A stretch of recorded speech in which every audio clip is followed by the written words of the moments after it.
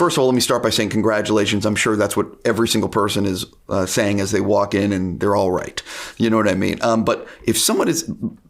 There's going to be younger people that have never heard Bob Marley's music. And I'm just curious, if someone has never heard any Bob Marley, what's like the song or two you think they should start with? For young people? I guess it depends on who the young, young person is. I think Exodus is a great starting point. Sure. Yeah, and then you can work back and then go a bit further in time. I think just the album is wonderful. Natural Mystic. Let's say Natural Mystic. I think that's a stroke of genius. That film, that tune carries a heavy vibration, and I think that was the intention. And you feel it, the way it creeps in and the way it builds, and what Bob's saying in that song is like, it blows my mind. So yeah, Natural Mystic. So if I'm not mistaken, you have played Barack Obama, Malcolm X, and now Bob Marley. Mm-hmm. Is the next project you playing God? Like, where does it go after these three? I don't know. Maybe just see what comes in. Sure, I'm joking around. It's just like your ability. It's crazy. What you've been able to pull. These performances, but. I am curious with Bob Marley. He is such an iconic person. When you found out you got the role, were you like, was it a mixture of 50% excitement and 50% how am I going to do this? I guess so at the beginning, yeah. But it was clear from the beginning that the family were going to be there, that we wanted to make a movie that was going to share a more personal side to Bob.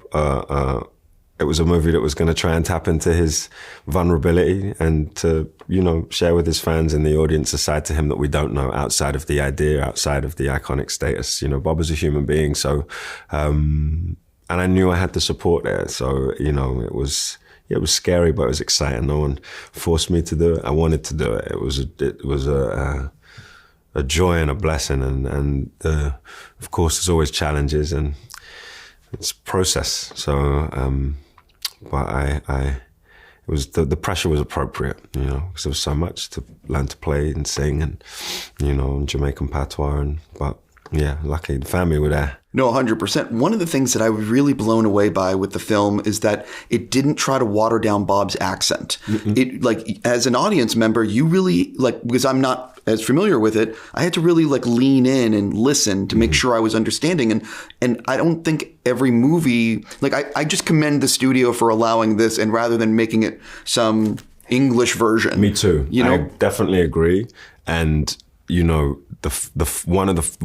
first conversation, the first night I met Ziggy, it was also the same evening I met Brian Robbins and the heads of Paramount, and it was the first thing that we spoke about.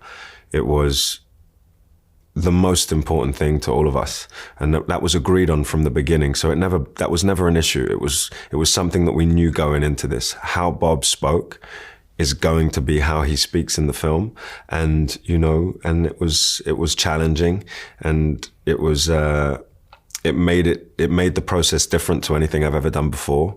But it was joyous, and I had Bob's friends and family and a cast of Jamaicans to lift me and lift the project up. So yeah, normally you have one dialect coach on set. With this, we had 8 or 9, we had a whole team.